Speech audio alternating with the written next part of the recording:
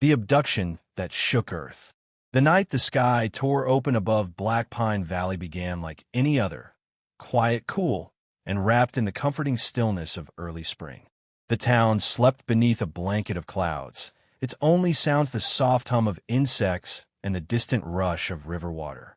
5 women, unaware their names, would soon echo across the galaxy, live their ordinary lives with the gentle persistence that defined the town.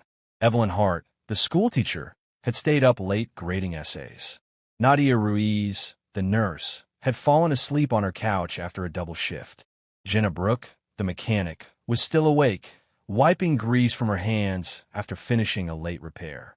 Mira Chun, the botanist, watered the last of her seedlings in the greenhouse. Elise Grant, the college sophomore, watched a history documentary, half asleep. And then the world changed. It began with a vibration, low, humming, wrong. Windows rattled. Birds scattered in frantic spirals. Dogs howled. Jenna stepped outside her workshop and froze. Above the valley, the clouds split open like a wound. Silent, circular shadows descended, glowing with pale blue energy that shimmered against the treetops. UFOs? No. Something worse, something deliberate. She didn't even have time to scream. Beams of soft, unnatural light dropped from the hovering disks. They weren't bright, more like translucent columns of liquid air. When they touched the ground, the earth cracked and peeled as if recoiling from them. Evelyn was lifted from her living room, locked in silent terror as her body rose weightlessly into the column. Nadia, jolted awake by the shattering of glass, barely reached her front door before she was caught in another beam. Mira clutched a metal shelf in her greenhouse, but the pull was relentless. Elise's TV flickered to static as her room filled with blue glow. Jenna tried to run, but a tendril of light curved and seized her mid-stride, freezing every muscle. Within seconds, the 5 women were drifting upward, suspended like fragile figures trapped in amber. The beams drew them through the hulls of the hovering craft. And then, just as silently as they had arrived, the ships rose, disappeared through the cloud tear, and sealed it behind them. The sky returned to normal. The wind stilled. The insects resumed their chorus. Black Pine Valley stood unchanged except for the scorch marks on the soil, the shattered glass, and the absence of 5 human lives. At dawn, the town panicked. Police drones recorded warped impressions in the ground, circles of disturbed earth too perfect for any known machine. Homes were torn apart from the inside, yet nothing was stolen. No footprints, no forced entry. Then came the footage. A teenager's phone, left recording overnight on his windowsill, had captured the entire event. The rift in the sky, the descending ships, the beams, the women rising helplessly. Within hours, the video spread across the world. News anchors stammered through half-formed sentences. Reporters repeated phrases like unknown craft, probable extraterrestrial origin, and possible act of aggression. Social media ignited with global fear. Governments scrambled to respond, calling emergency meetings, activating military satellites, and pushing out statements crafted as diplomatically as possible despite the truth. Earth had been violated, and not randomly, strategically, purposefully. The 5 abducted women shared no ties, no political significance, no special privilege. They were ordinary, which made the act infinitely worse. If the attackers wanted symbols, leaders, or resources, they would have taken them. Instead, they had taken people, 5 human beings at random. It was an act of ownership, of dominion. Across the Atlantic, in the subterranean chambers of the Earth Defense Network, panic collided with fury. The abduction violated the non-interference accords signed with multiple interstellar civilizations decades earlier. Those accords were the only reason humanity had enjoyed peace since discovering it was not alone. Now the peace had been shattered, and somewhere on the encrypted intelligence channels, 2 codenames surfaced, quietly at first, and then with growing urgency as agencies cross-checked classified protocols. Baba Yaga, the American Boogeyman. The names were myths even among the highest-ranking officials, whispered only when discussing the darkest contingency plans. Earth had once created two human monsters, experiments born out of desperation during the cold tensions of early space contact. They were never meant to be used, never meant to wake.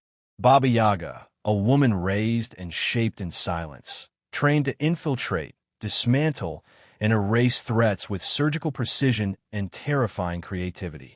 She had operated only once outside a simulation, and the aftermath had been classified so deeply that even presidents never saw the full report. The American Boogeyman, a super soldier engineered to be the embodiment of human resilience and rage, a living weapon who felt pain differently, who could fight through wounds that would kill any other person. A man who had been put into cryosleep, because keeping him awake was considered a global risk. According to protocol, they were to be awakened only under one condition: if humanity itself became prey. That condition had now been met. From a hidden bunker in Eastern Europe, a door of reinforced steel opened with a groaning echo. A woman emerged, her eyes cold, calculating, already tracing the abductor's trajectory in her mind. From a cryo chamber beneath a U.S. desert, a towering figure stepped out, silent and grim, as if death itself had risen to walk. They had been unleashed, and somewhere far beyond Earth's sky, 5 terrified women awoke in a place of gleaming metal, golden walls, and alien eyes watching them like livestock. The Dominion didn't know it yet, but by taking them, it had called down the wrath of the 2 most dangerous humans ever created. And Earth, quiet, wounded Earth, was done being silent. Baba Yaga hunts the stars. The experimental starship Kashyyyk hummed around Baba Yaga like a living beast, its obsidian interior pulsing with faint, cold blue energy. Every surface felt engineered for silence. No footsteps echoed, no systems hissed. The ship's core, a hybrid of human engineering and reverse-engineered alien tech, responded only to her neural signature. It was the most advanced craft Earth had ever created, and yet it was not its power that made it terrifying. It was the woman piloting it. As the stars streaked into elongated rivers outside the viewport, Baba Yaga studied the holographic display floating before her. 5 blinking markers, each representing one of the abducted women, had vanished beyond Earth's long-range satellites. But a 6th marker, faint and flickering, pulsed on the edge of known space. A Dominion patrol vessel whose energy signature matched the craft seen over Black Pine Valley. Her jaw tightened. She spoke one word: intercept. The Kashyyyk altered course with predatory precision. Baba Yaga moved through the ship like a ghost, passing racks of weapons designed specifically for her. Gravity knives that folded space in a blade's edge, plasma bowstrings that fired silent arcs of burning light, nanotube garrotes, and smoke pods that dissolved into nanite-driven hallucination screens. Tools of nightmare. Tools she had mastered not with pride, but with necessity. Humans had always hoped never to unleash her. The Dominion would soon learn why. Hours later, the first Dominion patrol ship came into view, a sleek silver crescent drifting near a mineral belt. They didn't see her. They didn't expect a lone human craft to dare approach them. They certainly didn't expect Kashyyy's stealth field. Baba Yaga slipped through their blind spot, landed in their hangar bay, and walked out of her ship without sound. The bay was empty except for 2 Dominion sentries. They noticed too late. A flick of her wrist, 2 gravity knives whispered through the air, slicing their helmets open without spilling blood. She retrieved one, cleaned the blade on the other's armor, and stepped deeper into the ship. Dominion corridors gleamed with metallic symmetry. Their light panels shifted in hues based on rank proximity, but Baba Yaga moved so quietly the ship didn't register her presence. She flowed from shadow to shadow, every footstep a calculated ghost. She wasn't here for conquest. She wanted information. Information to find the 5 women. Information to gut the Dominion from within. Within minutes, she reached the command deck. 3 officers stood around a holographic map of Dominion territories. Baba Yaga didn't give them time to react. The first fell to a plasma thread ribbon that sliced through his chest before he understood the threat. The second reached for an alarm. only for her to appear behind him, a blade pressed to his throat. Only the captain remained, trembling, his pale skin flushing a sickly green. Dominion commanders were bred for superiority, but fear reduced all species to the same shaking foundation. She pushed the captured officer forward. You scream, he dies before you finish. The captain's throat tightened. What do you want? She stepped closer. The human captives, the 5 women. Where did your Dominion take them? The captain hesitated, not out of loyalty, but terror. Dominion protocol forbade, revealing royal-level transfers. Breaking that oath meant death by excruciation. But Baba Yaga's presence felt worse. She pressed the blade against the hostage's neck. Talk before his blood hits the floor. The captain cracked. Royal Chamber 9. The genetic sanctum. I swear. Humans are compatible. They were chosen. Only the High Chancellor knows more. His voice broke. Please don't kill us. She didn't respond with words. She grabbed the captain by the throat and injected a micro-tracker beneath his skin. Then she released him. Run. He blinked, confused. Run. But she had already turned away. She left the command deck silent, except for his panicked breaths. By the time he found the courage to move, Kashyyyk had vanished like a nightmare fading at dawn. The Dominion would later log the incident as a catastrophic systems failure. They refused to believe one human woman had infiltrated them. Denial has always been the first weapon of the doomed. Far across the stars, the abducted women awoke in their prison, a massive chamber lined with golden membranes that pulsed like living tissue. Each woman sat on a raised platform, separated by transparent biobarriers. Strange alien symbols etched along the walls shifted in response to their heartbeats. Nadia pressed her hands against the barrier. Where are we? Mira steadied her breathing. We're not on Earth. Look at the air composition. Look at the light. These aren't human systems. Elise was crying but trying to hide it. Evelyn held her close, whispering reassurance even as her own pulse raced. Jenna tested the floor, the seams in the panels, anything she could pry open. They weren't weak. They weren't going to break. That was the first mistake the Dominion made. Thinking humans only panicked. Humans adapted. Humans resisted. Humans fought. And somewhere far above the Dominion's borders, a spear of darkness moved through space. Baba Yaga, hunting like a wolf following the scent of blood. The Dominion High Council held an emergency session that same night. Holoscreens flickered with reports. Dead patrols. Silent outposts. A phantom ship. An Earth which leaving mass fear behind her. The Chancellor scoffed. One human? Impossible. But the report he ignored included a single audio log from the dying patrol captain. His trembling voice whispered, "She's coming." Baba Yaga leaned back in her ship's cockpit as the Kashyyyk jumped toward her next target. Crown Sector 9, where the captain's data indicated the women would be held. Her eyes narrowed. She whispered a promise to the stars. "I'm coming for you." And the galaxy shivered. The American Boogeyman declares war. The cryo chamber hissed open with the sound of ruptured winter. Frost poured across the steel floor like mist rolling through a graveyard. When the lights stabilized, the man inside took his first breath in nearly a decade. Unit A-01. Codename, the American Boogeyman.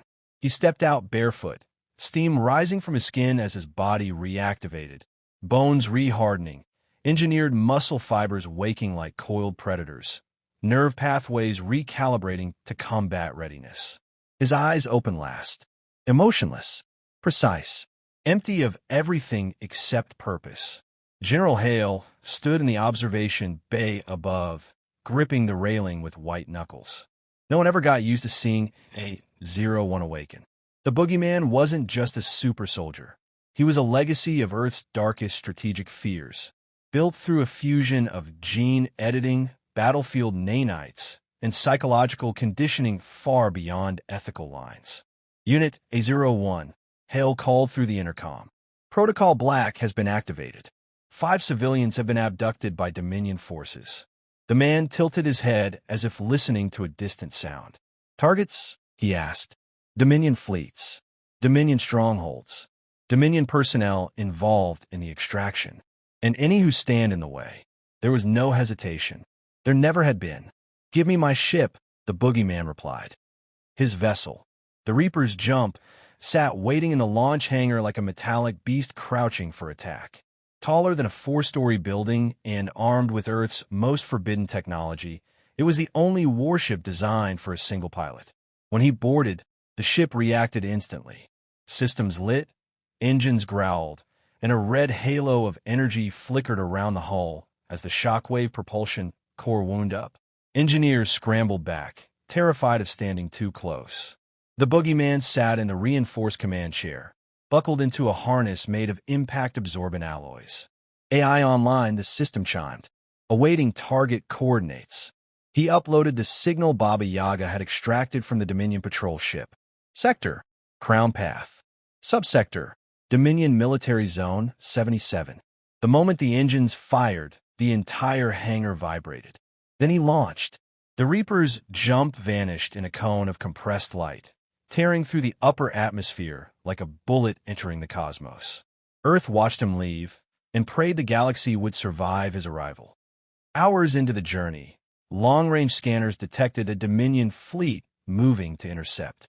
17 vessels, 3 cruisers, 1 capital warship, the Vraxer III, infamous for annihilating 3 independent colonies. They sent a transmission. Unidentified human craft. Power down. You are entering Dominion territory and will be destroyed. The boogeyman didn't answer. He simply accelerated. Alarms shrieked across Dominion decks as they realized he wasn't slowing. He's on a collision course. Impact predicted in. Too late. The Reaper's Jump shifted into shockwave mode. A ring-shaped burst of kinetic energy detonated from the ship's hull, invisible except for the distortion it caused in the vacuum. The shockwave hit the Dominion Vanguard like a cosmic hammer. The first cruiser split in half. The second lost all structural integrity and imploded. The third shields ruptured with a scream audible even through comms. Dominion officers shouted in disbelief. What human technology does that? How is this vessel still intact? Retreat, retreat. The boogeyman spoke one word. Return. The message broadcast on every frequency, echoing across the fleet. Dominion soldiers, beings bred to fear nothing, felt their throats tighten at the cold emptiness in his voice. He wasn't angry. He wasn't shouting. He was simply stating a fact. Return the women, or die. The capital warship launched its full arsenal. Plasma torpedoes, ion disruptors, gravitational implosion mines. The boogeyman adjusted course by millimeters. Every projectile missed. He fired once from his ship's rail cannon. The round pierced the Vraxer III from bow to stern, severing its energy core. The explosion lit up the surrounding sector like a second sun. When the flames cleared, only debris remained. The boogeyman didn't celebrate. He didn't slow.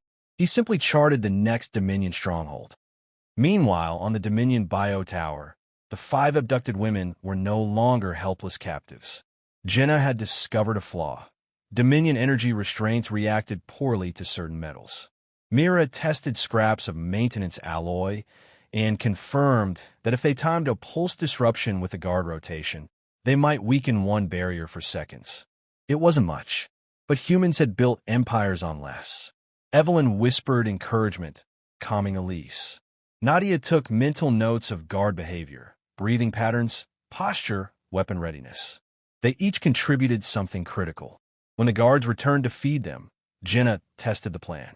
A small vibration in the barrier flickered. It worked. Not enough to escape yet, but enough to know they could escape. They weren't broken. They were sharpening.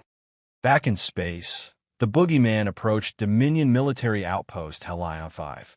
This time he didn't use shock waves or cannons. He landed. Dominion soldiers surrounded the ship. Hundreds of them. Weapons raised. Orders shouted. The ramp opened. He stepped out. A single man. And 2 minutes later, the outpost was silent. He didn't kill everyone. He wanted information. Between collapsing corridors and half-shattered armor, a surviving officer gasped out the critical detail. Royal Chamber 9, Crown Citadel. He dropped the officer, walked back into his ship, launched without another word. His path was now the same as Baba Yaga's. The two most dangerous humans in existence, one cutting through shadows, the other through armies, were moving toward the same point in space. And far ahead, deep within the Dominion's core territories, the crown's citadel glowed like a jewel made of steel and arrogance. It held the 5 women. It had no idea what was coming, but the galaxy did. It trembled. The 2 legends who walked into war. The scorched remains of the Dominion's command citadel still smoldered across the valley when the last human dropships descended through the ash-filled sky. The air tasted of metal, ozone, and ionized stone, signatures of the kind of destruction that meant Baba Yaga and the American Boogeyman had been here, together, unleashing the kind of combined wrath the galaxy had dismissed as myth. But the war wasn't over.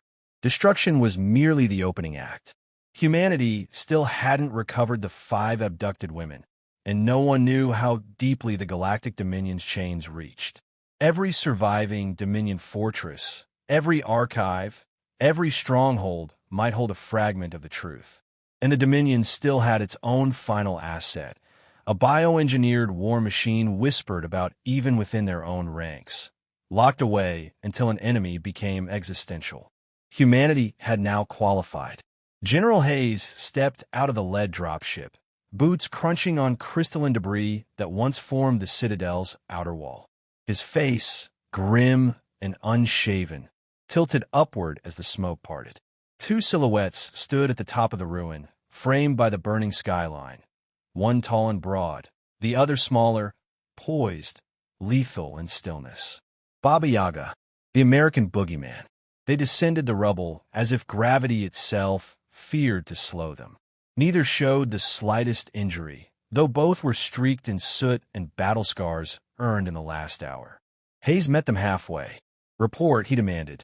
The Boogeyman, real name unknown, past erased by Black Protocol sealing, dragged a Dominion commander's severed data arm behind him. He tossed it to Hayes like a piece of trash, pulled every encrypted file cluster from their strategic core. "They've moved the women." Yaga crossed her arms. "We have coordinates, but they're running something big, something they never planned to reveal." Hayes set his jaw. "Planetary Citadel YX-99? Worse," Yaga replied. "A mobile deep void foundry. The Dominion keeps it off-grid. It can jump without leaving slipstream signatures. It's where they experiment." She paused. "Where they break people." Hayes grimaced. "Then that's where we're going." The human fleet gathered across 3 layers of the Helion Rift, their ships forming an iron arc that glowed with nuclear heartbeat. The Dominion's border defenses flickered with panic as thousands of human warships warped in, dreadnoughts, carriers, stealth frigates pulsing in black, and Spear-class cruisers built specifically for anti-Dominion warfare. Earth hadn't prepared for this conflict, but once provoked, it had accelerated its military production by orders of magnitude the galaxy didn't think possible. One Dominion tactician, watching from a remote fortress, summed up what every alien general felt. Humanity does not escalate. They detonate. When the tactical screen displayed the jump signature near the Helion Rift, Hayes stared in disbelief. The Deep Void Foundry wasn't just a ship. It was a continent forged into a starless superstructure, armored with neutron-dense plating and wrapped in a shield lattice that pulsed like a small sun. It dwarfed the human fleet. But size meant nothing now. Yaga stood at the bridge viewport, calm, hands clasped behind her. "We're going in." The Boogeyman lifted his gauntlets, flexing. "They want an existential threat?" He cracked his neck. "Let's give them 2. The battle erupted the moment the Foundry sensed them. Dominion fire lanced across the dark, teal beams slicing through human escorts. Plasma storms detonated kilometers wide. But humans kept advancing. Every formation was designed around one strategy: pierce the armor and deliver its payload. 2 operatives who were never meant to be allowed anywhere near a strategic asset of this scale. A shockwave of green-white energy slammed into the front line. Alarms shrieked as several vessels blinked out of existence, atomized by exotic matter compression. Shields failing. Redirect everything to frontal sectors. Launch torpedoes now. Hayes turned. Yaga, Boogeyman, you're up. They didn't wait for clearance. Yaga vanished first. A blink later, the Boogeyman followed, propelled by experimental displacement shards that shredded space around him. They streaked across the battlefield like twin comets, one white, one red, then struck the foundry's hull with a force that made the entire structure scream through every sensor channel. Inside, Dominion soldiers prepared for combat. They weren't prepared enough. Yaga's arrival was silent, deadly, clinical. Her knives moved in arcs too fast to track, her Neuralink mapping every corridor. Every Dominion soldier that saw her died before finishing a word. She left them arranged as patterns of silent warning. The Boogeyman was different. He didn't move silently. He moved violently. Whole squads smashed into walls as he barreled through them. Firearms bent. Armor cracked. Doors burst from their hinges as he crashed forward like a living siege engine. An alarm blared. Containment breach. Human anomalies inside core sector. Yaga reached the experimental wing first. 5 stasis pods lined the center chamber. 5 human women. Alive. But tubes ran from the pods into a vast biocore above them, feeding something. Yaga's face darkened. No!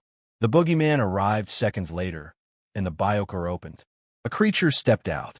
A Dominion nightmare weapon built from stolen human DNA and Dominion augmentation. Twisted. Perfect. Designed specifically to fight the 2 monsters humanity feared.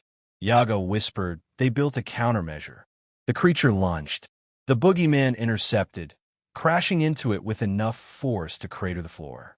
Yaga moved in tandem, slicing tendons, severing power conduits embedded in its limbs. The monster screamed in 3 voices. It was fast, faster than anything they'd fought, but not faster than the legends together. 1 minute later, the creature hit the ground in pieces. 2 minutes later, the biocore was burning. 3 minutes later, the 5 women opened their eyes. You're safe, Yaga said softly. The Boogeyman stood beside her, breathing hard but smiling. Let's get you home. Outside, the foundry was collapsing. Human ships withdrew as the superstructure folded into itself, imploding with the force of a dying star. Hayes watched the explosion from his flagship, emotion breaking through his military steel. He whispered they did it. June Solaris, one of the rescued, stood on the viewport beside him, still shaking. Who were they? Hayes didn't look away from the explosion. Humanity's monsters, he said quietly. Unleashed only when the galaxy forgets why they should be afraid of us. He exhaled, and you were the reason. As the foundry vanished into radiant dust, the war ended. Not with negotiations, but with the galaxy learning a final, permanent lesson. You never steal from humanity. And you never provoke Baba Yaga and the American Boogeyman.